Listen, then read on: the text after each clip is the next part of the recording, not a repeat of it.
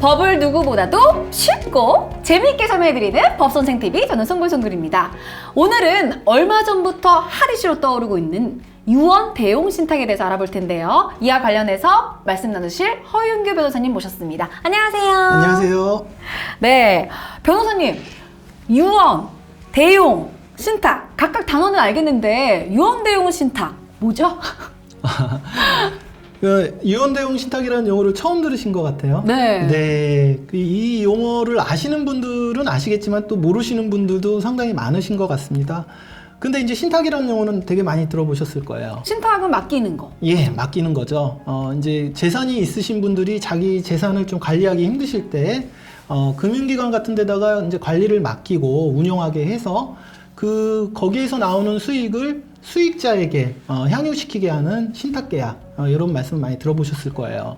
그런데 이제 이러한 신탁계약을 이용해서 이제 유언하는 제도가 이제 유언 대용 신탁이라고 할 수 있는데요. 그러니까 부모님들이 그 재산을 물려주실 때 유언으로 보통 물려주시지만은 후에 말씀드리겠지만은 유언에 좀 불편한 점이 있기 때문에 최근에 신탁법상 도입된 제도가 유언 대용 신탁이고, 좀 간단히 말씀드리면 부모님께서 살아생전에 제3자하고 신탁계약을 체결하셔서 자기 재산을 맡기시고 관리를 맡기시고 거기에서 나오는 수익을 살아계실 때에는 본인이 이제 노후 준비, 그러니까 노후를 대비해서 쓰시다가 본인이 돌아가시면 수익자, 자기 자녀들이 보통 되겠죠. 자녀들한테 원하는 대로 물려줄 수 있는 제도가 유언 대용 신탁 제도라고 보시면 될 것 같습니다. 보통은 이제 재산을 자녀들에게 물려줄 때 유언장 이런 걸로 작성을 많이 하시잖아요. 네. 근데 이 유언 대신에 유언 대용 신탁을 하는 이유가 있을까요? 네, 당연히 그 유언 대용 신탁 제도가 유용하기 때문에 좀 이용할 만한 이유는 있습니다. 그거는 이제 유언 제도를 좀 살펴보셔야 되는데요. 저희가 보통 재산 상속을 할 때 그 유언이란 제도를 이용해서 많이 하지 않습니까? 그 유언은 이제 민법이 정한 형식에 의해서만 할 수가 있습니다. 5가지 형식으로 해야 되는데, 그 중에 이제 가장 이제 이용 많이 하는 게 자필 증서에 의한 유언, 그 다음에 이제 공정 증서에 대한 유언이 있는데, 각각의 이제 유언 조건들이 좀 너무 엄격하고 절차나 방식이 좀 까다롭기 때문에 이 유언이 무효가 되는 경우가 많습니다. 네. 그래서 그러한 경우에 이 유언 대용 신탁을 이용하면 좀 유리할 수가 있고요.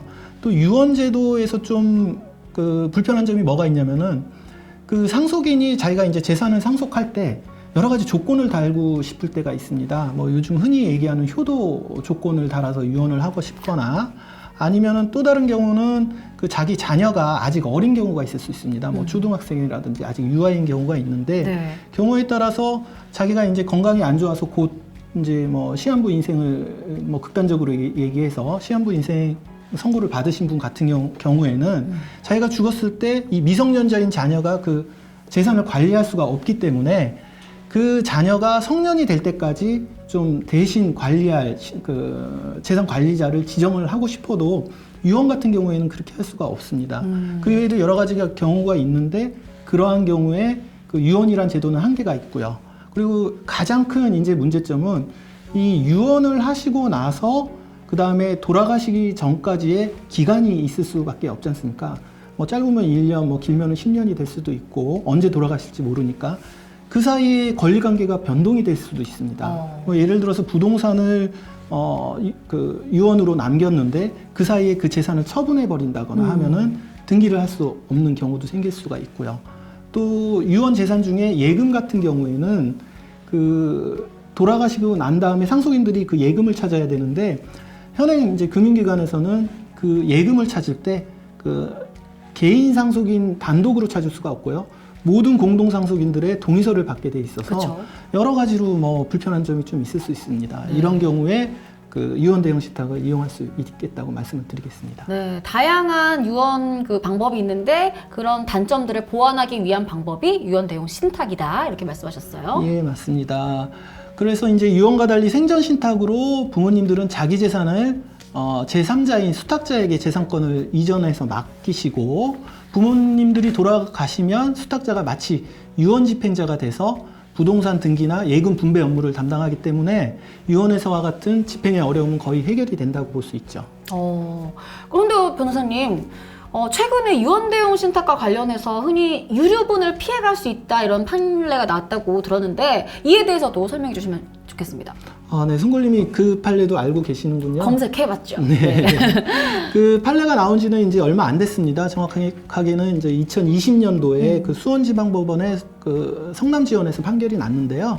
지금까지도 참 회자가 많이 되고 있는 판례입니다. 네. 이 부분을 알기 위해서 이제 유류분 제도라는 거를 아셔야 될 것 같은데, 뭐 이미 송골님 정도 되면은 유류분 아실 것 같아서 그쵸. 좀 설명은 생략을 하고, 보통 이제 유언으로 재산을 남기게 되면은 그 유류분 제한이 있어서 부모님들 같은 경우에 내가 이쁜 자녀한테 재산을 몰아서 물려주고 싶어도 그 유류분 제도 때문에 그 다른 상속인들이 유류분 청구를 할 수가 있거든요.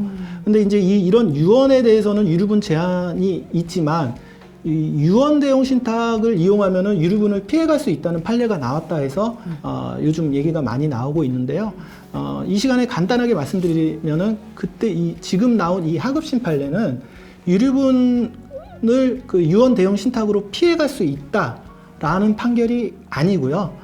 기존에 이제 유류분 법리에 따라서 그 사전에 증여된 재산이 그 제3자한테 넘어간 것이고, 그 증여 재산이 제3자한테 간 것이고, 그게 1년 이전, 사망하기 1년 이전에 증여된 것이라면은 그 유류분 그 기초재산에 포함이 안 된다라는 판례를 좀 확인한 것입니다. 그래서 구체적으로 유언대용 신탁을 제3자인 금융기관과 체결을 했을 때 그 금융기관은 그 제3자가 되고, 제가 말씀드린 그 계약 체결을 신탁 계약을 사망자가 돌아가시기 1년 전에 체결했다면은 유류분 제한을 피할 수 있다라는 판례를 확인한 것이라고 보면 될 것 같습니다. 네. 그러면 요즘 또 증권사나 은행에서도 또 이러한 대용 신탁 광고가 많잖아요. 네. 그러면은 이 수탁자는 반드시 증권사나 은행이어야 하는 건 아닌 것 같아요. 맞죠? 예, 맞습니다. 그 수탁자는 누구나 될 수 있는 것이고요. 그래서 가령 이제 상속인 중에 한 명을 지정해서 하셔도 되고, 아니면은 주변에 그 친분 관계가 있는 지인이나 아니면 친척분들한테 맡겨서 그 수탁 계약을 체결할 수가 있습니다. 다만 그 금융기관 같은 경우에는 그 아무래도 큰 조직이다 보니까 변호사님이나 아니면 세무사님, 기타 이제 전문가들이 포진을 해 있기 때문에 보다 이제 전문적인 서비스를 받을 수 있다는 장점은 분명히 있고요. 다만 그런 서비스의 대가는 이제 지불을 하셔야 된다는 그런 부분이 있습니다. 그렇죠. 뭐 그 수수료가 크냐 적냐는 좀 상대적인 것이라서 좀 일률적으로 신탁 보수가 많다 적다라고 얘기하긴 어렵지만, 만약에 이제 그 부모님들이나 이제 재산을 물려주실 분들의 재산이 그렇게 많지가 않고 단순히 뭐 부동산 한두 채이거나 아니면 소액의 금융재산만 있으신 경우에는 수탁자를 뭐 주변 지인이나 친한 친척 또는 상속인 중 1인으로 지정하는 민사신탁을 하셔도 충분하다고 말씀드릴 수 있겠습니다. 네, 알겠습니다. 그러면은 이원대용 신탁을 이용할 때 주의할 사항 같은 게 있을 것 같아요. 네, 그 대용 신탁을 계획하고 계시다면은 그 자신의 재산 규모와 또는 종류에 따라서 수탁자를 누구로 지정할지 꼭 그 주변에 이제 그 전문가들, 변호사님 같은 전문가들과 상담 받으시는 것이 좋겠다고 말씀드립니다. 네, 아무래도 이 수탁자가 있어야지만 또 유언대용 신탁이 가능한 거니까 누구로 지정하느냐에 따라서 네, 중요한 사항인 것 같습니다. 네, 오늘 상속 전문 변호사이신 법률사무소 율쌤의 허인규 대표 변호사님 함께 유언대용 신탁에 대해서 알아봤는데요. 내 재산을 내 맘대로, 내 뜻대로 할 수 있는 유언대용 신탁, 굉장히 이점이 많은 제도인 것 같습니다. 이와 관련해서 궁금한 점 있으시거나 도움이 필요하시면 언제든지 불러주세요. 누구를요? 법선생!